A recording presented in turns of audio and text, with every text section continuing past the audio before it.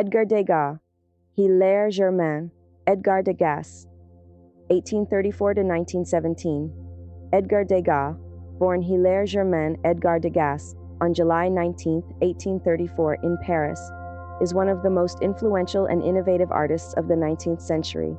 He is celebrated for his groundbreaking depictions of movement, his observational approach to modern life, and his technical mastery across multiple media, including painting, pastel, drawing, and sculpture.